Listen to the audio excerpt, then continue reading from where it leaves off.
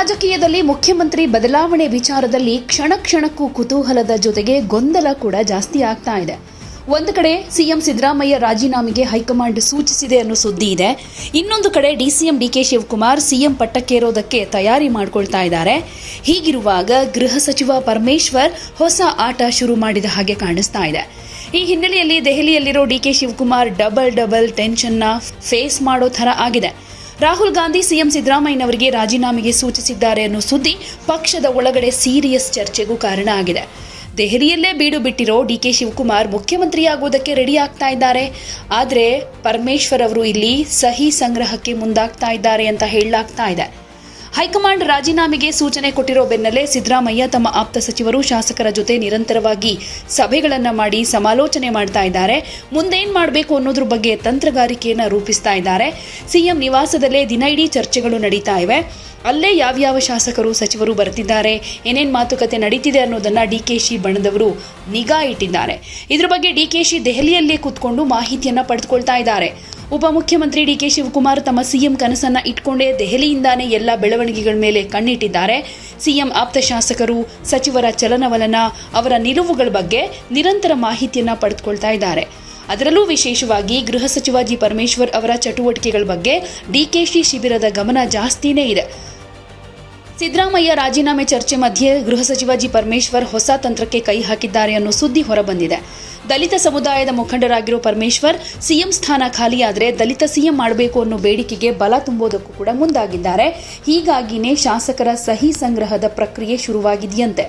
ದೆಹಲಿಯಿಂದ ವಾಪಸ್ ಬಂದ ಕೂಡಲೇ ತಮ್ಮ ಬಳಿ ಇರೋ ಶಾಸಕರನ್ನ ಕಾಂಟ್ಯಾಕ್ಟ್ ಮಾಡಿ ಸಹಿ ಪಡೆಯೋದಕ್ಕೆ ಶುರು ಮಾಡಿದ್ದಾರೆ. ಈಗಾಗಲೇ 40ಕ್ಕೂ ಹೆಚ್ಚು ಶಾಸಕರು ಸಹಿ ಹಾಕಿದ್ದಾರೆ ಎನ್ನಲಾಗಿದೆ. ಈ ಸಹಿ ಪತ್ರದ ಮೂಲಕ ಕಾಂಗ್ರೆಸ್ ಹೈಕಮಾಂಡ್ ಮೇಲೆ ಒತ್ತಡ ಹಾಕಿ ಸಿಎಲ್ಪಿ ಸಭೆ ಕರೆಸಿ ಹೊಸ ಸಿಎಂ ಆಯ್ಕೆ ವಿಚಾರ ಚರ್ಚೆ ಮಾಡಬೇಕು ಅನ್ನೋದು ಪರಮೇಶ್ವರ್ ಅವರ ಉದ್ದೇಶ. ಸಿದ್ದರಾಮಯ್ಯನವರು ರಾಜೀನಾಮೆ ಕೊಟ್ಟರೆ ಮುಂದಿನ ಸಿಎಂ ದಲಿತರಾಗಬೇಕು ಅನ್ನೋ ಕೂಗಿಗೆ ಈ ಸಹಿ ಸಂಗ್ರಹದ ಮೂಲಕ ಶಕ್ತಿ ಕೊಡೋದಕ್ಕೆ ಪರಮೇಶ್ವರ್ ಟ್ರೈ ಮಾಡ್ತಿದ್ದಾರೆ. ಇದರಿಂದ ತಮ್ಮದೇ ನಾಯಕತ್ವದ ಸಾಧ್ಯತೆಯನ್ನು ಅವರು ಪರೀಕ್ಷೆ ಮಾಡ್ತಿದ್ದಾರೆ ಅನ್ನೋ ಮಾತು ಹರಿದಾಡ್ತಾ ಇದೆ. ಆದರೆ ಈ ಬೆಳವಣಿಗೆಗಳು ಡಿಕೆಶಿಗೆ ದೊಡ್ಡ ಶಾಕ್ ಅಂತಾನೆ ಹೇಳಬಹುದು.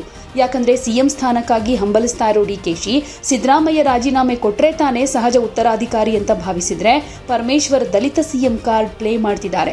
ಇದರಿಂದ ಡಿಕೆಶಿ ಬಣ ಮತ್ತಷ್ಟು ಅಲರ್ಟ್ ಆಗಿದ್ದು ಯಾರು ಯಾರ ಜೊತೆ ಇದ್ದಾರೆ, ಯಾರ ಸಹಿ ಎಲ್ಲಿದೆ ಅನ್ನೋ ಮಾಹಿತಿಯನ್ನ ಕಲೆ ಹಾಕ್ತಾ ಇದ್ದಾರೆ. ಸದ್ಯ ಮುಂದಿನ ಸಿಎಂ ಹೆಸರು ಪ್ರಕಟ ಆಗೋ ತನಕ ಡಿಕೆ ಶಿವಕುಮಾರ್ ಅಂತೂ ಸಂಪೂರ್ಣವಾಗಿ ಅಲರ್ಟ್ ಮೋಡ್ನಲ್ಲೇ ಇದ್ದಾರೆ ಅಂತ ಹೇಳಲಾಗ್ತಾ ಇದೆ.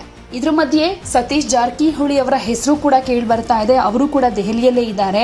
ಸಿಎಂ ಸಿದ್ದರಾಮಯ್ಯನವರು ನಾನೇನಾದ್ರೂ ರಾಜೀನಾಮೆ ಕೊಡೋದೇ ಆದ್ರೆ ಅದನ್ನ ಕೊಡ್ತೀನಿ, ಆದ್ರೆ ಸತೀಶ್ ಜಾರಕಿಹೊಳಿ ಅವರಿಗೆ ಸಿಎಂ ಪಟ್ಟ ಕಟ್ಟಬೇಕು ಅಂತ ಏನಾದ್ರೂ ಸೂಚಿಸಿ ಒಂದಷ್ಟು ಷರತ್ತು ಹಾಕಿ ರಾಜೀನಾಮೆಯನ್ನ ಕೊಡೋದಕ್ಕೆ ಮುಂದಾಗ್ತಾರಾ? ಅದು ಕೂಡ ಡಿಕೆಗೆ ಎಫೆಕ್ಟ್ ಮಾಡುತ್ತೆ.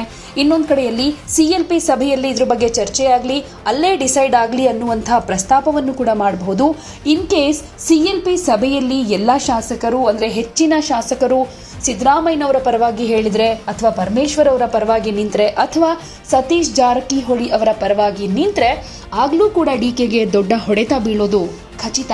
ಹೀಗಾಗಿ ಸಿದ್ದರಾಮಯ್ಯನವರು ರಾಜೀನಾಮೆ ಕೊಡೋದಕ್ಕೆ ರೆಡಿ ಇದ್ದಾರೆ ಅನ್ನುವಂಥ ಸುದ್ದಿಯ ಬೆನ್ನಲ್ಲೇ ಮುಂದಿನ ಸಿಎಂ ಯಾರು ಅಂತ ಹೆಸರು ಅನೌನ್ಸ್ ಆಗೋ ತನಕನೂ ಡಿಕೆ ಶಿವಕುಮಾರ್ಗೆ ಟೆನ್ಷನ್ ಇದ್ದಿದ್ದೆ. ನಾಳೆ ನಾಡಿದ್ದ ತನಕ ಆ ಟೆನ್ಷನ್ ಕಂಟಿನ್ಯೂ ಆಗೋ ಚಾನ್ಸಸ್ ಇದೆ.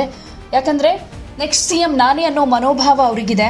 ನನಗೆ ಕೊಡ್ತಾರೆ ಅನ್ನೋ ಆತ್ಮವಿಶ್ವಾಸ ಇದೆ. ಡಿಕೆ ಬಣದ ಶಾಸಕರಾಗಿರ್ಬೋದು, ಅವರ ಬೆಂಬಲಿಗರಾಗಿರ್ಬೋದು, ಎಲ್ಲರೂ ಕೂಡ ಖುಷಿಯಲ್ಲಿದ್ದಾರೆ.